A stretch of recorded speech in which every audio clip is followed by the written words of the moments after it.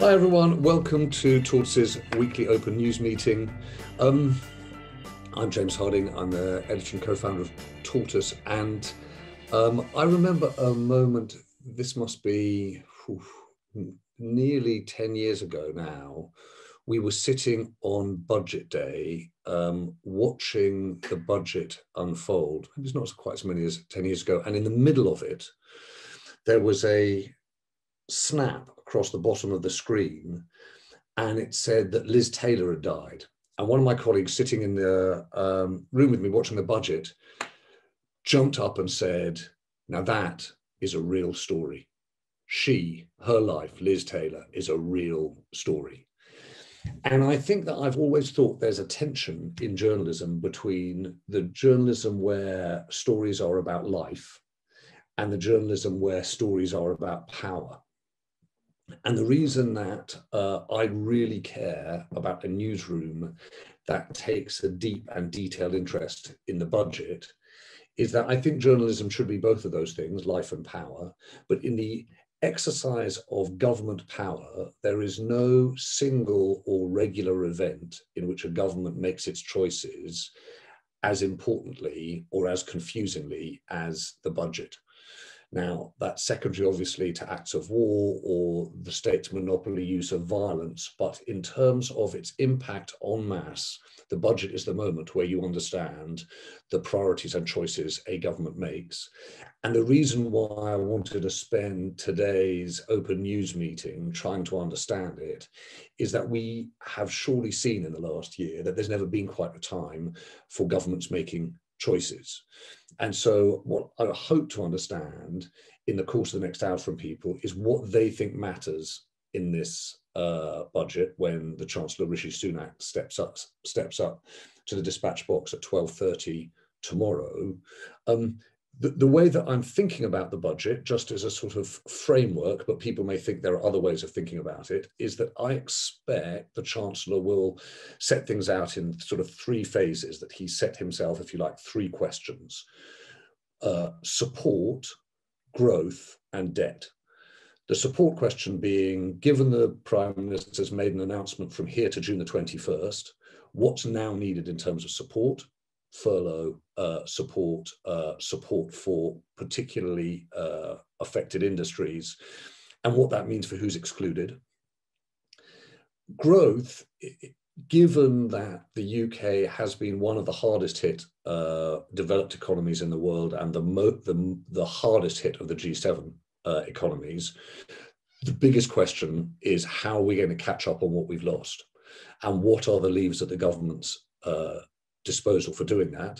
So those are questions around business investment, productivity gains, and improvement on overall output. But within that will come the government's levelling up agenda. So that is, how do we create growth across the UK? How do parts of the country which have had fared worst, both in the pandemic and prior to the pandemic, supported?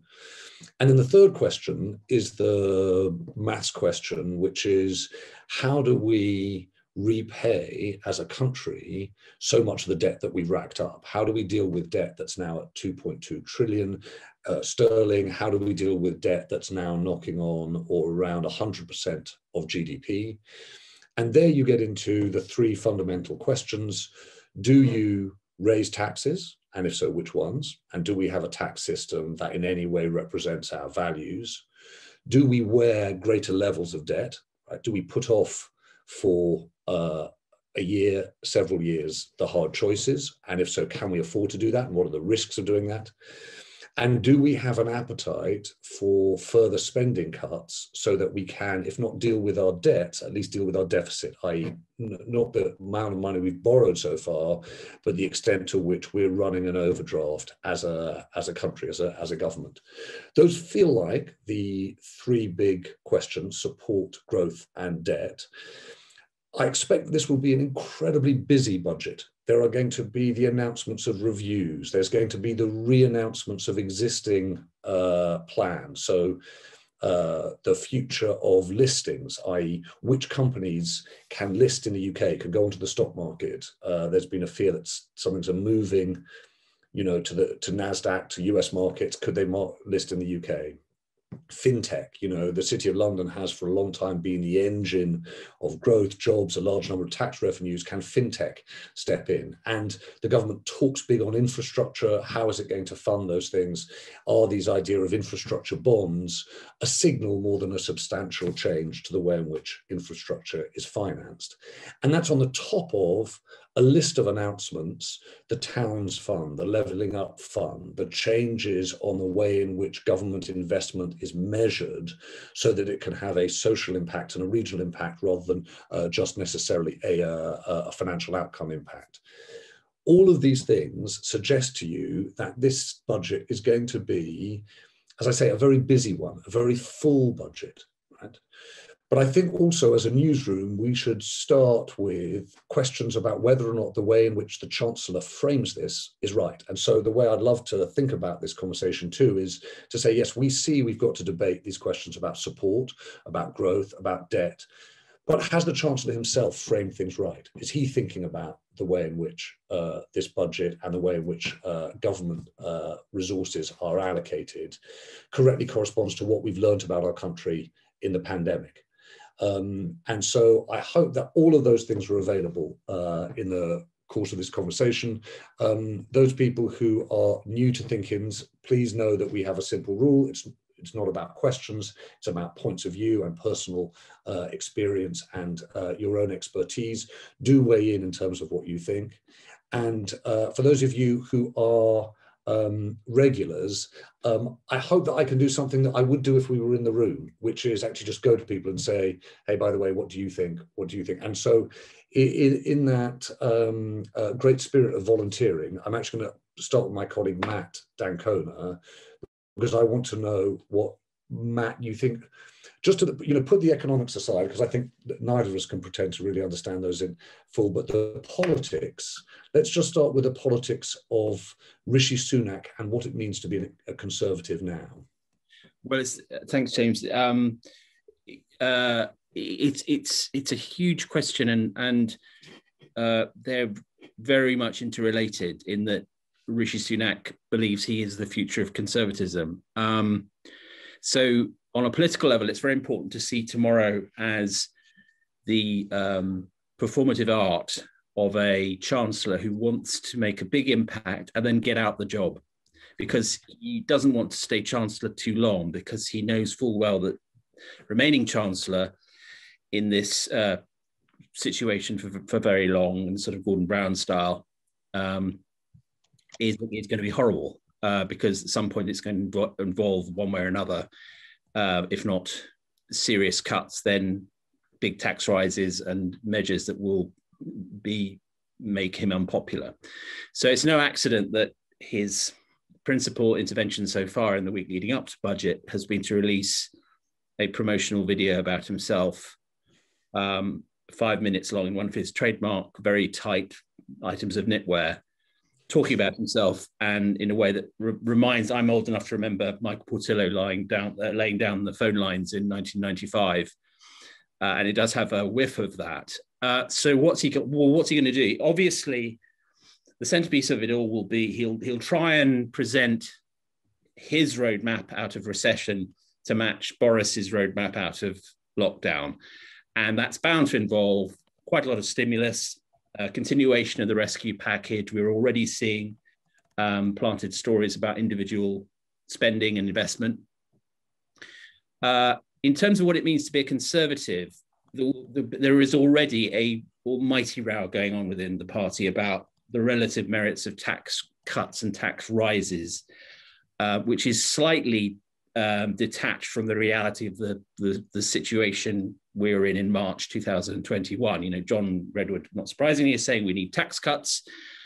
Sunak, I think, is steering the party towards accepting some tax rises as a means later on of bringing tax cuts into the equation. But I suspect there will be, to your point earlier, I think it'll be a budget of many parts. Some of it will just be signaling his future intentions. Some of it will be announcing detail, but there will be a lot of, there is a risk that it could be a pudding without a theme. So I think you'll find that that's his main position will be, I get the, I hear you, to his own backbenchers about fiscal conservatism. I am a fiscal conservative, but I can't be one right now. The problem, though, as regards the question of the future of conservatism, is that Sunak and Boris are different. Boris Johnson is not a fiscal conservative. He's a populist. He would like to carry on borrowing indefinitely, especially while money is cheap. And so his instinct is to build lots of bridges and airports and tunnels under the water and so on. I mean, he likes the grand projet. Balancing the books was never his forte, and he was openly opposed to the Cameron-Osborne austerity program. So there is a real tension between number 10 and 11, which is not really visible as it might be at the moment, because there's a consensus that the government has to keep spending to keep people in work. But in terms of the beyond vaccination, beyond August, when most people who are eligible, old enough, will have at least had the first vaccine, there then starts a big debate for the soul of the party. And this is Sunak's, really big day, in which he can not only say a lot about the specifics of the economic issues, which we'll go on to talk about, but define himself politically. And it will need a lot of decoding, because it will be, as much as anything, a leadership pitch. And Matt, can I ask you a question? I genuinely don't know the answer to this. Is what's the relationship between Boris Johnson and Ronald Reagan? The reason I ask it, I know it's an odd question, no, but the reason I ask it is I do think that the Sunak-Johnson tension, right, fiscal conservatism, Sunak in the mold of Margaret Thatcher, we'll balance the books, etc., very much kind of, sort of self-style Thatcherite, is at odds with Johnson.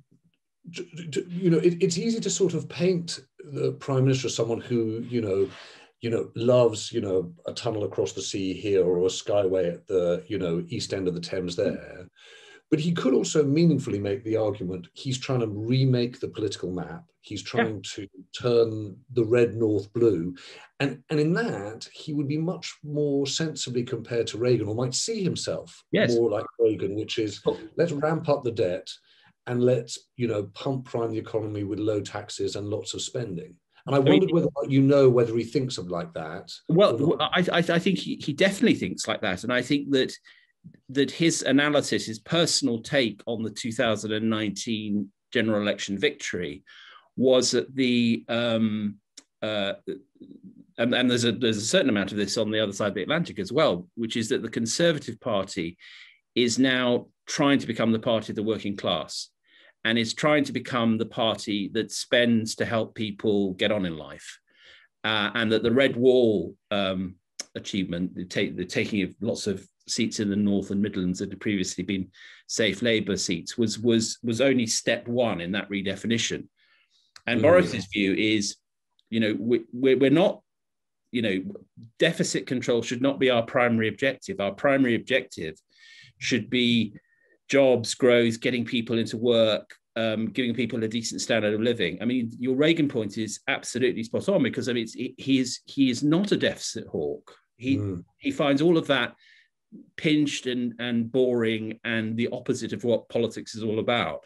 And so I think that what's very interesting on this front is that Sunak was quite, as we reported, was quite testy about some of the lockdown measures, but he's gone interestingly quiet. I think now he's thinking more strategically. Okay, I am going to have to live with this until we get the vaccination done, and then at some point I'm going to have to make my move. It's the reason why that strategic question seems so interesting, Matt, is I don't know how many people here joined us for the Future of Money Summit last week, but there was a moment where Martin Wolf, who's the chief economics commentator at the FT, and I just think is always the sort of intellectual bellwether of that paper, described both Gordon Brown and Boris Johnson as hopeless tinkerers. right? Which is, I think, the economic framing for a more common and ruder description of people. But hopeless tinkerers is the risk for Sunak, is that you come up, doesn't it, with so many of these projects and so many commissions and so many different funds, but you've actually disguised the fact that you're not making the choice between deficits and debt funding a structural change in the economy, or fiscal conservatism and prudence being a, you know, theoretically competitive advantage with the rest of the world. I mean, it's a really interesting point, because, and Martin was right. I mean, in some senses, the greatest achievement of the Cameron Osborne era was somehow they managed to get people on the doorstep to talk about the deficit, even if they didn't really know what it was. It was the bogeyman. It was, they would say, there's this terrible thing called the deficit, we've got to stop it. And actually, the focus group showed that it was getting through. Nobody in 2021 sits at home thinking, oh, you know, if only there was a government that would do something about the deficit. You know, that is not what people, as they wait for their vaccine appointments, as they worry about seeing their families, as they hope that they'll be able to go on summer holiday, as they worry about their jobs. No one, I mean, vanishingly small numbers of people in this country are worried about the deficit. Yeah. So, you know, Johnson, politics. And by the way, as things currently stand, nor are the markets. I mean, Chris Cook's point in the sense maker this morning is, you know, debt finance costs are, I mean, historically low. I'm just going to bring in Tess. I'm going to come to Tess and Emily, Ben, and then William Jeremy. I want to see if I can hear from Zav too. But Tess, just so everyone knows, Tess got me as my Christmas present this book, Angrynomics, which I think, Tess, you or more or less ate whole over over Christmas. But the only reason I mention that is that you know, your point in the chat is, okay, let's do some really systemic things. And I'm just interested to know what you think they should be, because the reason I really love that is I think we often measure budgets in the terms that have been set by William Hague writes a piece in the Telegraph here, Phil Hammond makes a statement to the BBC there, and they set these guardrails for what we should expect and what feels quote unquote radical. But it may be that none of those, or in fact it is the case that none of those things are radical at all. So what's your view? So, I mean, just following up on Matt's point about, you know, what are people sitting at home worrying about? You know, your sort of US election question, when you go, what's on your mind? You know, and if I try to insert myself into, you know, households up and down the country, I think the things that strike me, and the book you held up is written by a brilliant macroeconomist called Eric Lonergan, and he was at our Money Summit as well, and he was saying, you know, when you can borrow at the rates you can borrow at, what you have to earn in terms of returns on that borrowing is minuscule to make it worthwhile. So if I had limitless overdraft facilities like Rishi does, what would I be doing? Would I be, you know, painting one ceiling of my house? No, I'd be tearing down and building an entire town. You know, that's what it sort of feels like to me. And if I had access to that line of credit at that cost, I would be thinking, right, what has really hobbled us as a country? You know, what's been really exposed in the pandemic? And there are a couple of things that strike me. One is this idea of connectivity.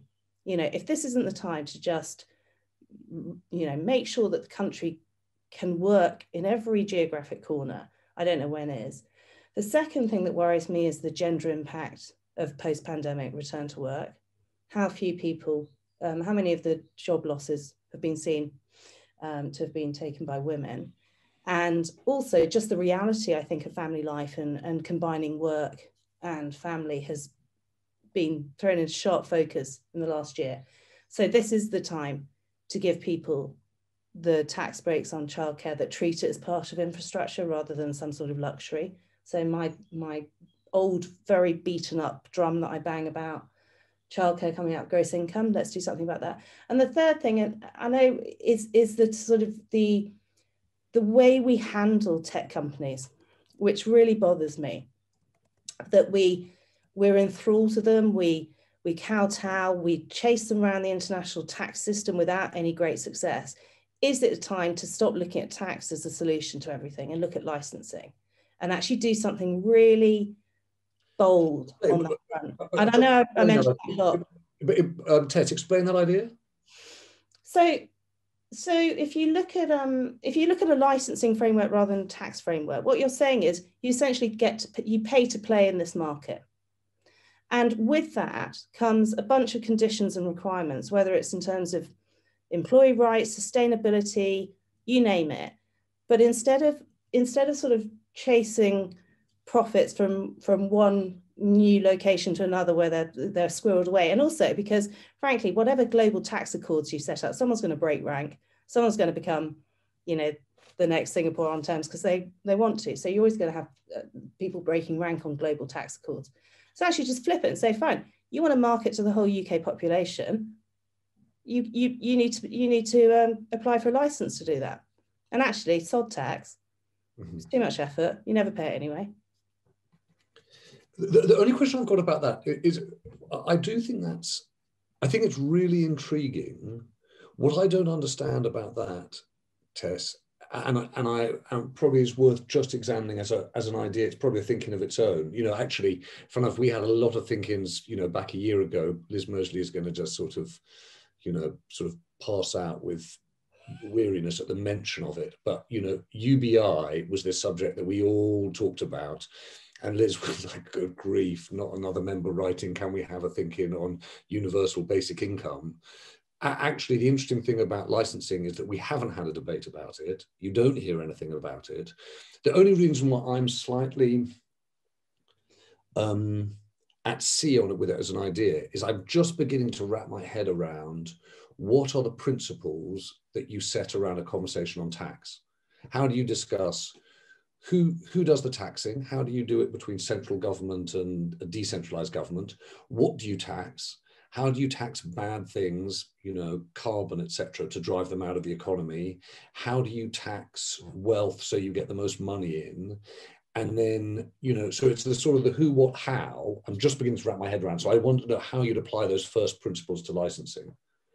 So I think carbon's a really good example, because you would have to make a carbon commitment in order to meet the terms of your license. The thing about licensing is you can set whatever, you know, it's a bit like a, you know, sort of broadcast license, isn't it? You know, you have to do an X% of public service broadcasting, you have to have X amount of religion in there, you have to have X% produced locally. In a licensing framework, it's much more flexible in terms of, you know, pulling levers according to what matters the most, and kind of quickly. So I'm just a bit kind of overtax. Well, that's a whole other. There's a whole. For that, I suggest that you read our Jim Ratcliffe file of last week, where, you know, that was a case study in a man who seemed to be overtaxed. Anyway, it's just I've said it before and I'll say it again. We have new problems, and we're coming up with the same tired solutions to them.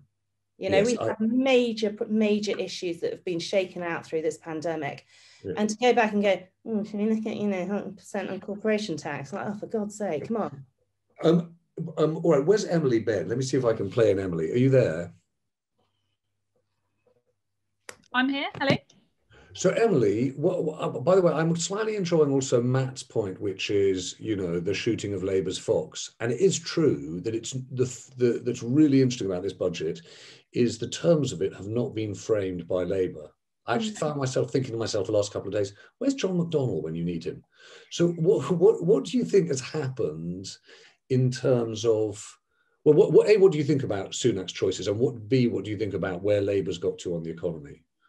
I think on the first bit first, which is Sunak's choices, it's what's not been included that I'm in any of the debate before, and maybe it'll come out, but the kind of things that I think are most critical, that if you're talking about big political choices that any government needs to make, I haven't heard anything about social care in the context of this budget, when it's been a defining characteristic. The holes in that safety net have been a defining characteristic of the last year, as the kind of the gaps in those safety net have been exposed.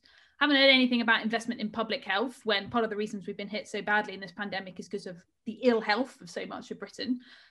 Haven't heard anything about improving sick pay, which a year into this pandemic is still the lowest in the OECD. These are things that could have made a difference in the last year and have to be fixed. And yet I haven't heard anything. Perhaps it might be coming tomorrow, but I haven't heard anything. a bit related, and this is where Labour slightly comes in, is the decision on universal credit and the £20 a week uplift, which is a big political choice.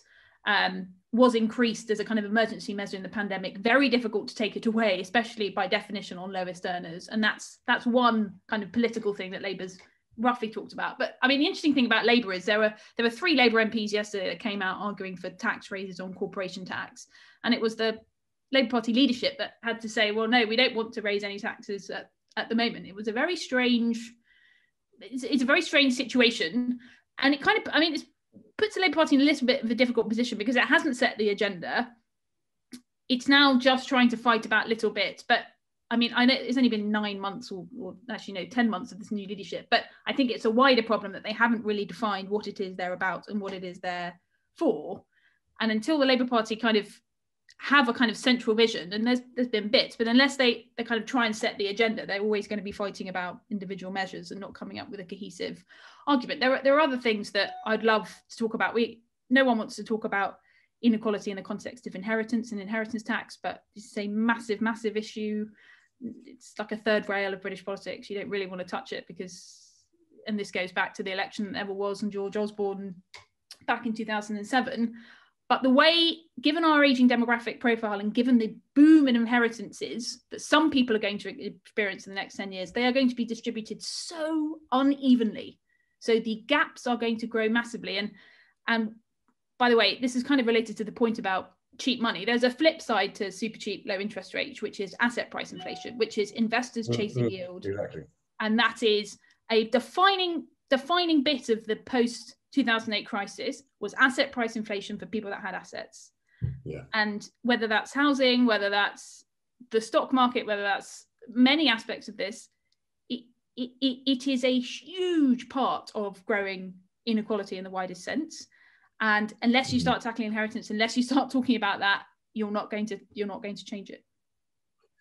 Just for everyone, I don't know whether I told everyone, certainly had we all been sitting in our newsroom, I would have come back and said this, but Emily and I were on a call the other day with Torsten Bell of the Resolution Foundation. I'm an enormous fan, as you know, of Torsten's, and his argument was that the UK in the 2020s, certainly by 2030, was going to start looking like a Dickensian novel.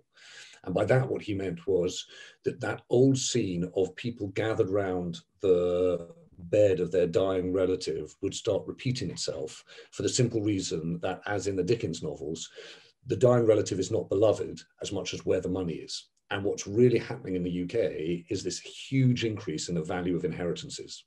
So much so that Torsten was saying that the most likely indicator of your, prosperity or wealth in life is the financial assets of your parents or the financial assets of the person that you marry or partner with.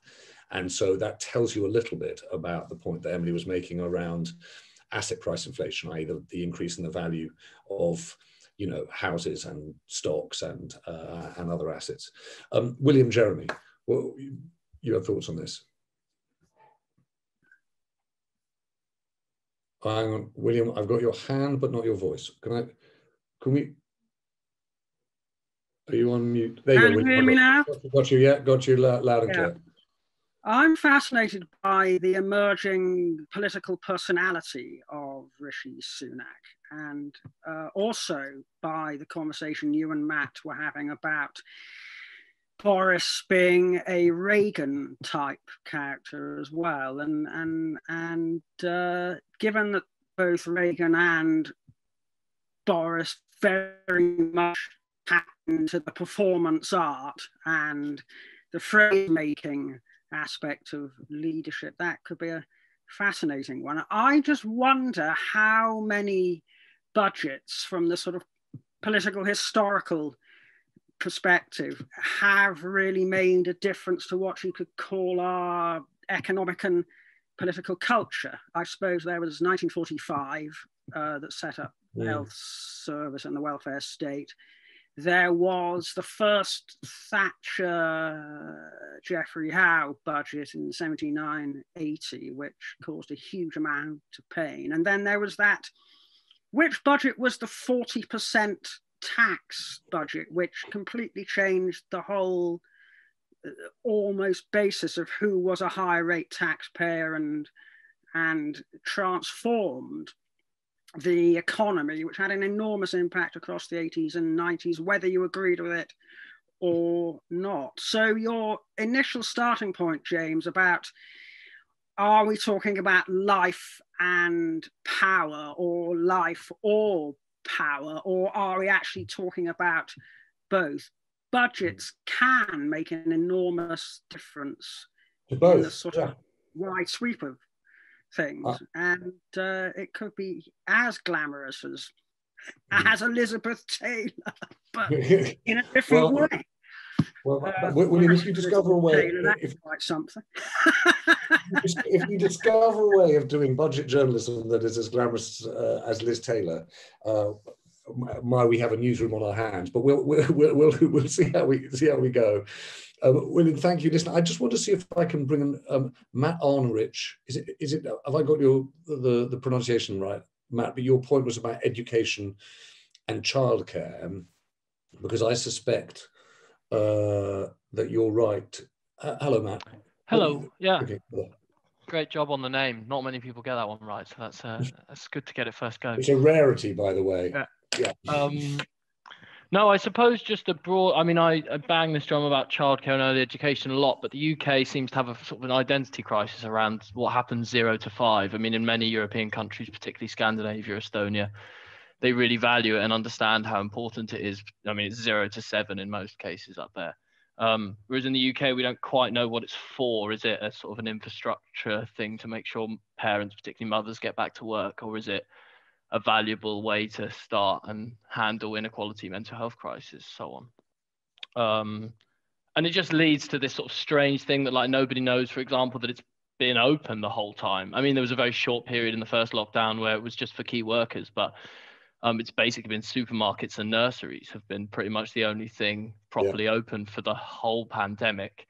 So there's some degree to which the public understand the value of it a little more than perhaps they did in the past. I mean, they've been struggling for so long, ever since the government under David Cameron brought in the 30 hours childcare scheme, which is so massively underfunded. Nurseries basically have to either, well, basically what they do is they do all sorts of odd things like charge so much for nappies that they make up for the cost in funds. In many cases, they're £1 an hour down on what they actually cost them to deliver the care compared to what they get from the government. And it really depends whether you're in London or in, all sorts of different areas. Point being, it would just be lovely to see something that did it, the government can't quite decide if they want the early years infrastructure to be a part of the state or not is the big issue. They sort of want it to act like the state when it's convenient, i.e. please stay open, please be the fourth emergency service, make sure that our key workers can go to hospitals, which is very nice. But £18,000 a year is not a lot to be a bloody hero. And I think that's sort of the whole problem is then what happens is they don't treat them like any sort of reliable infrastructure. It was such an interesting thing, Matt. I don't know whether you heard at the end of, I think it was the first or the second of Mark Carney's Wreath lectures. They had this setup where Carney gave the lecture and then a few characters who happened to be there in the audience asked questions.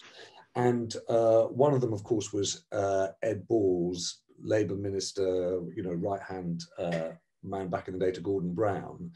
And the point that he made, which was, I thought, so astute, was we do express our values in the way in which we set the terms and, in fact, the pay levels for people who work in the public sector, most notably in areas of social care, because we ask for certain jobs to be postgraduate or graduate jobs and certain jobs not to have degrees, and then we set pay levels completely at odds with each other as a result of that. And so I think you're completely right around childcare, around social care. It isn't the government's gift to do this, although I suspect, Matt, it doesn't happen tomorrow because they'll kick all of that. Firstly, they'll kick all of that long, long way down the road, but they'll kick all of it anyway into the comprehensive spending review rather than the budget. But I really kind of appreciate your point on us not necessarily digesting the lessons of the last year into what we do economically now. Matt, thank you. Can I just come to Chris Cook? Chris, give us your framework for how you will judge what Rishi Sunak says tomorrow. So I think I think you should try and do as little as you can. So I don't ever really buy this idea that everything is about setting sort of benchmarks. We don't really know what the sort of medium-term framework looks like. So I think you should just think about getting to the next fiscal event in, say, December. Don't try and signal big coming tax rise or anything else. There's no need to. And just get through it. I mean, it feels like everything is fine and sustainable at the moment. Like, you know, it feels like the desire to be a deficit scold is so deeply ingrained in them that they can't avoid the sort of desire to signal future tax rises. And in a sense, I'm pleased they want to signal future tax rises because we do need them. And it's not plausible the state can run at the size it's been recently. But yeah, they can kind of relax for a while. Is that right? Can I just ask you, I don't understand this. So the thing that you just said is the thing that I understand least. Why is it not possible for the UK to say, look, we run a debt at 100% of GDP. We can look around the world and see Japan running one at 180+%, the US running one at knocking on 130%, and Germany at, 70 odd percent, i.e., different economies run with different levels of debt. You wrote in the Sense Maker today this point about the cost of borrowing for government being so historically low. What's the argument? And this is not just for Rishi Sunak, but I think even more for Keir Starmer and Annalise Dodds. Why don't they just say, okay, look, here's the thing. Our 2020 settlement is going to be different, partly for reasons of the pandemic, partly for reasons that we've got a bunch of structural problems in the UK economy. We're going to do what Tess says. We're not going to repaint the ceiling. We're going to have a proper spending spree, and we're going to knock up the overall debt to, let's say, 125% of GDP. So I think actually you don't even need to do that. If you think through, so the Maastricht Treaty has in it this idea of what a sustainable deficit is, which is about 3% of GDP. So the idea is basically there's some sort of maths here, but basically if you keep your deficit, your annual deficit, the amount you spend more than you borrow, smaller than basically it's not actually the sum, but basically the sum of the amount you grow in your inflation rate, you can keep borrowing lots and lots without actually increasing the overall debt pile. Yeah.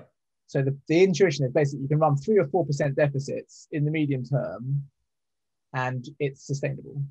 And we've always had this view that this is basically not really true and you really need to be sort of getting the debt down. And so you have to sort of keep things below 3%.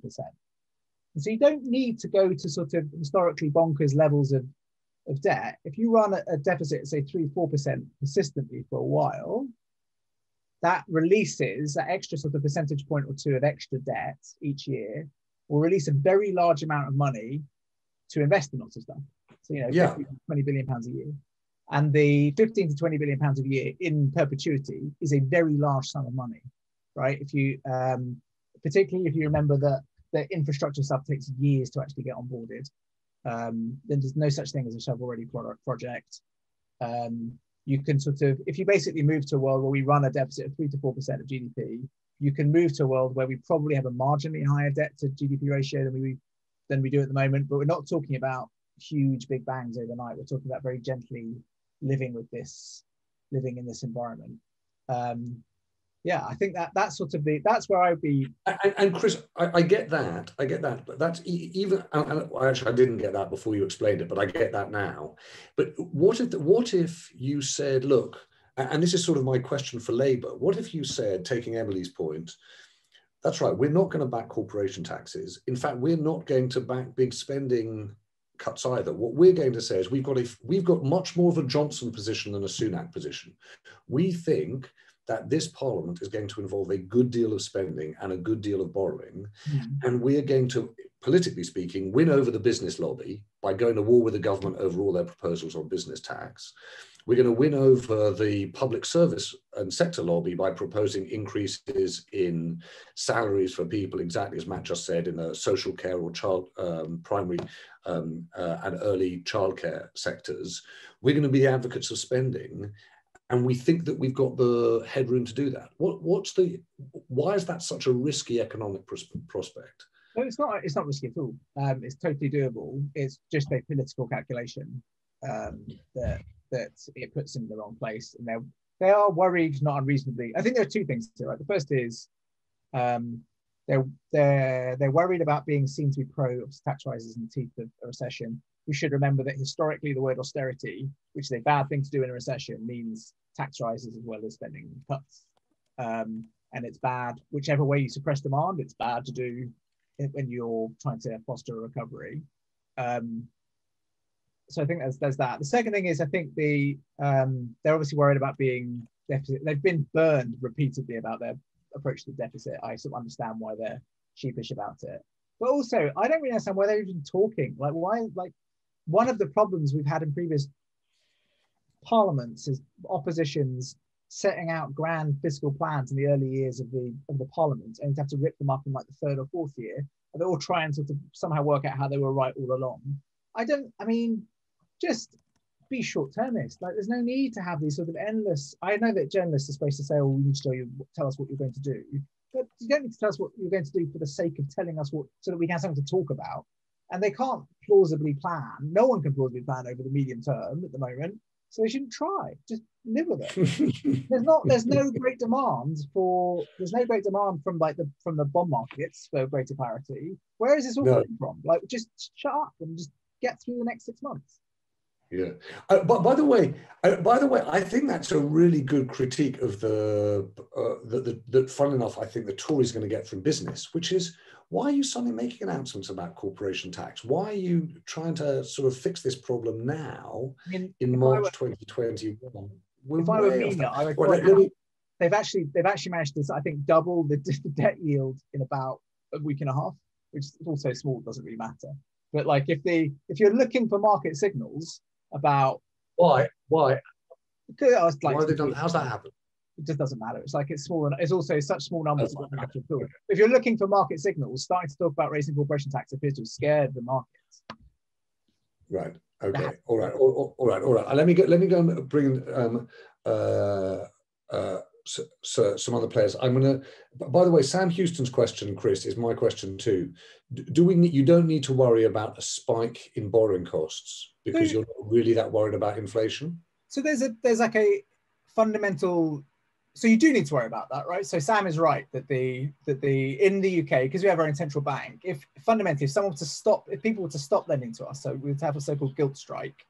The first thing to note is obviously the most important customer for UK gilts at the moment is the Bank of England. So we're actually already monetizing the debt, really, and they can do a bit more of that. And we're doing that without massive surges in inflation at the moment. You're right that effectively, if there were to be less demand for gilts, it could lead to interest rate spikes and inflation, and eventually it would lead to sort of, you can end up these spirals where our borrowing costs get out of control, and we end up sort of pulling on nothing and not being able to sort of get back, and you end up in these terrible whirlpools. But fundamentally, by the time that's happened to us, about 15 other countries have already gone over the edge. Yeah, okay. And we will know it's coming. Like, it's not, we're not going to be high up on that list at all. And I think I think we have to be pretty relaxed about the fact that all the signals we're getting from the market are that it's relaxed at the moment. Right. And by the way, Chris, do you see Giles' point about monetizing the debt? So monetizing debt is when the central bank directly funds the deficit of a government. So you just print money to pay for stuff. We are not doing that in principle at the moment because the Bank of England buys government debt on the secondary market, and it has the intention of selling it back at some future date. So it is just temporarily holding it at the moment. If you believe they will ever sell it back, I have a bridge to sell you. It's very, very unlikely. I mean, it might happen at some point by the time I die, and there might be some clever sterilizing operation they do to sort of clean up their balance sheets or net things off. But at the moment, it is functionally monetizing a lot of our debt at the moment. All right. And listen, by the way, while we're just doing the Ask Chris corner, which is really quite fun around budget time, the movement of thresholds in tax, right? So, i.e., this idea that's been aired, which is you freeze the thresholds. Why is that a good tax policy? Is it quote unquote progressive, right? Because that's the way it's been touted, i.e., it puts more on the shoulders of the rich rather than the poor. And why don't you, if you've got to be in your bonnet about carbon taxes, start increasing fuel duty once again? So I think so on the first thing, the income tax thresholds are really stupid and we should get rid of them. So we should just have a single, if you were making a rational tax strategy, you could look at 40% tax from 0 up. And then the fact that if you need to give more money back to people, you could do it through the benefit system, if have children and that costs. Like moving to a world where the thresholds are lower and have less importance is one that all sort of tax nerds basically would move towards. Yeah. The income tax thresholds are giveaways to rich people, right? The £12,000 threshold, moving from £5,000 to £12,000, doesn't help people who only earn £5,000 a year at all. It barely helps people who earn £10,000 a year because they barely pay any tax anyway, because so little of it is taxable. It really, the full whack of benefit goes to people who earn more than £12,000 a year. So income tax thresholds are a really, really dumb way of cutting taxes. The Liberal Democrats should be ashamed that they were involved in an incredibly stupid tax cut that doesn't reduce the marginal rate of tax for most people, but does cost an enormous amount of money. Hold on, Chris, can I just interrupt for 1 second, just to say, there will be some Liberal Democrats who think that what they tried to do was lift people, as effectively as possible, raise the tax threshold so people weren't paying tax, so that they had, those on low incomes, the chance to spend their own money. It's an incredibly bad way of cutting taxes, right? So you don't actually, if you are a poor person in the sort of £5,000 to £10,000 bracket, right, you're an individual earning that amount of money, most of your tax is VAT, it's cigarette tax, alcohol. At the bottom decile, I'm not sure if it's still true. It used to be the case they paid more in fag duty than income tax, right? Though consumption is how they pay tax because they don't have much income, but they do have a lot of consumption. I get that. All I was saying, Chris, is that we now live in an age when Liberal Democrats are a persecuted minority, and they don't get to. You don't necessarily hear from them, so they get to make a case in defence of their tax threshold. Give up on that. The other thought was on why don't we just raise fuel duty? Yeah, and that's basically because Robert Halfon and the Sun have made the government make terrible decisions. I don't think they will on that. Is fuel duty, but the question is raising fuel duty as regressive, i.e. does it fall disproportionately on poorer people than richer people? So almost all consumption taxes fall more on poorer people, but that's why you don't try and do everything through the tax system, because you might have objectives like stopping smoking. Smoking is tobacco tax is incredibly regressive. Poor people, because fundamentally poor smokers don't smoke a lot less than rich smokers, right? And the tax is a lot more of their income. But we believe that there's a public health objective that we are trying to pursue, so we push it through. And if we need to top up poor people's incomes, what we do is we say, how many kids do you have? How much money do you need? And then we give it to them through benefits. You don't have a simple tax system that achieves the objectives you want to do, and then worry about progressivity more through the benefit system. Okay, Chris, that is. I'm going to bring. Hang on, let me see. Can I see? I want to get James Wilson said something really interesting in the chat. Partly, James, just because I was really struck by this idea of like deficits, because deficits definitely were for the better part of a decade a sort of Tory tool. But you made this point about why is it that deficits are no longer a Tory tool, at least politically. Yeah, well, I'm fascinated. Well, this was the main tool used by Cameron and Osborne to win in 2010 and then again in 2015. And it looks like, I'm just looking at the stats now, and the support for, I think over 50% of people in the UK in 2010 thought there had to be cuts made to public spending. And by 2018, that had dipped to just 19%. And I'm kind of fascinated as to why did that switch occur? I think that Cameron was very successful in putting that message forward because, one of the things he said was if he hadn't corrected the ship, then Britain would have ended up like Greece and, whilst there was the deficit of Greece and Britain was similar at the time, the public debt in Greece was huge. So, they weren't similar scenarios, but he was able to use that kind of scare tactic, I guess, to win an election because of the atmosphere in Europe, which is understandable. But I'm just interested in why that ceased to be effective, why public attitudes changed so quickly in the 6 or 7 years since then. And I think the strange thing is that it isn't the case, James, that to an extent Rishi Sunak is still trying to make that the political benchmark test of the responsible chancellor. He has still got his eye on deficits. The interesting thing is that you get the feeling that number 10 is more interested in growth, that they're, I can't help thinking that political instinct is right. I think Johnson's political instinct is right on this. Obviously, the Treasury does usually act as a bulwark against number 10. But I think, is Johnson's, is this not a kind of more of a presidential setup from number 10 Yeah. the Cameron Osborne government was? Does Johnson not have kind of far more sign off and everything? And like Matt said earlier, he is a populist. So obviously his inclinations will be partially just to kind of keep people happy. He'll be guided by opinion polls far more than what any kind of ideological anchoring he has. James, thank you. I don't know, Bashar, are you here? Because I also want to go back to the point I made at the beginning about sort of life and power. And I was thinking about, the sort of the Hidden Homicide series and some of the things. I messaged Dave Taylor, but I'm not sure whether Dave might be either. I messaged Dave and Zav, and I have a suspicion that they're both at the Open News meeting but running, because just to let you know, there's a kind of side bet going on in Tortoise about who can run the furthest, fastest, and it's mostly Zav or Dave. But Bashar, I suspect that a lot of the stories that we commission in the next year will be stories about how we spend, right? Because they will be hidden homicides. Do we have the resources to find out how many people have been killed by their partners, or the resourcing into police forces? We keep coming back to questions about schools and how they're operated.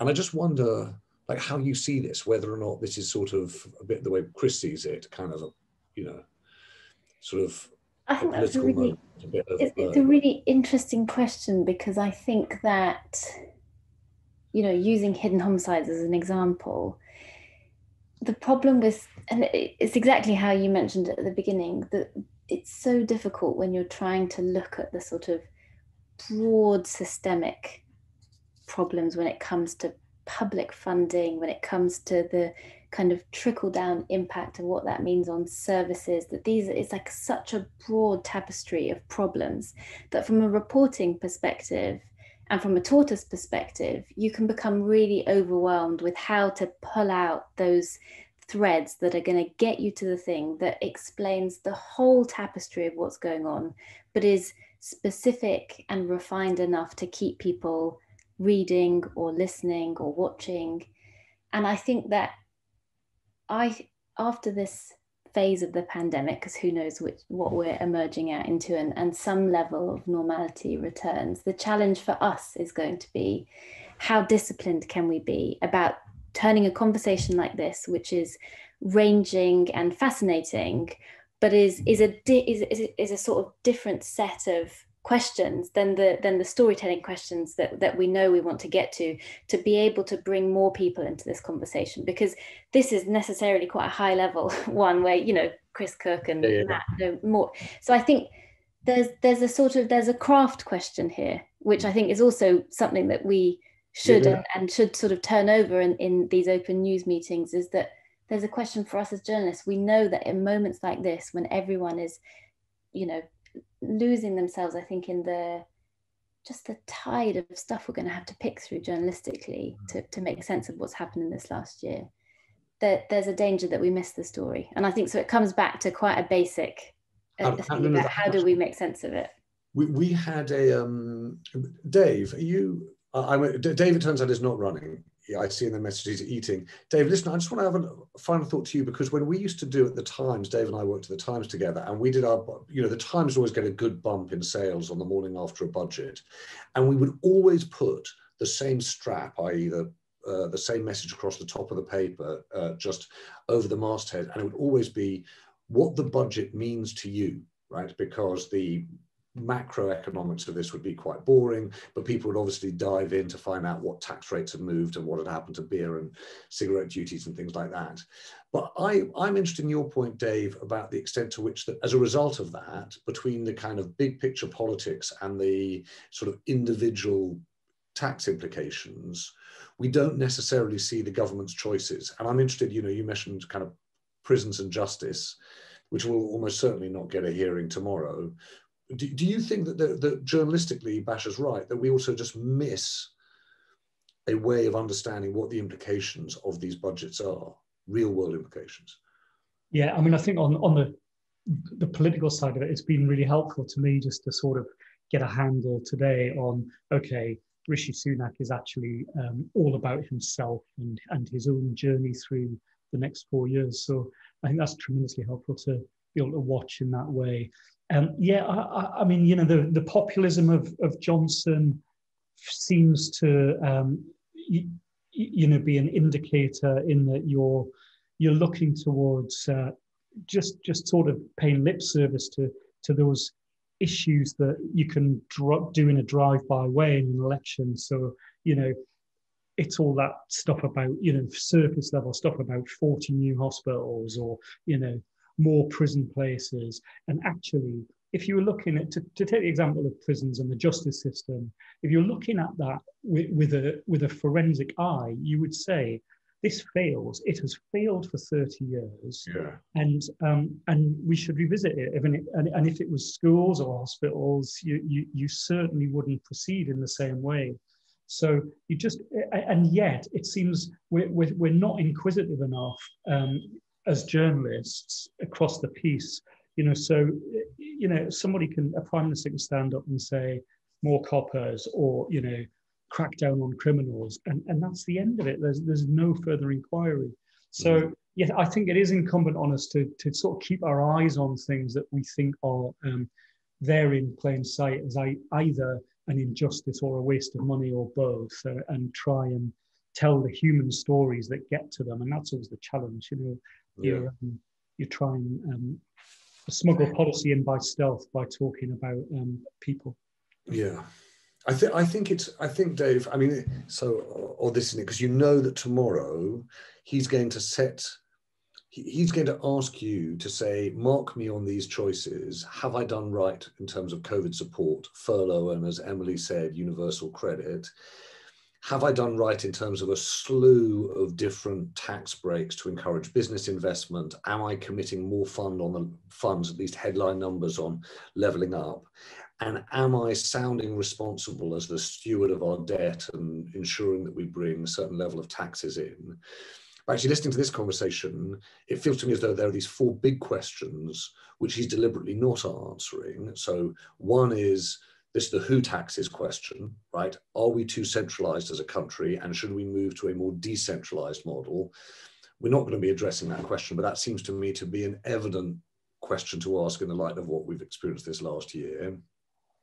He's not asking the overall debt question, which is, should we and can we afford to do, as Chris says, just borrow a fair bit more in order to address some of the things that are problems in our country, and as a result of which then enables you to do what you just said, Dave, which is start to think about a better criminal justice system, or as Matt said, a better early childcare system, as Basha was just saying, a better, police and justice, or Emily's point about, the gender impacts of COVID in the return to work. So I think Tess made that point too.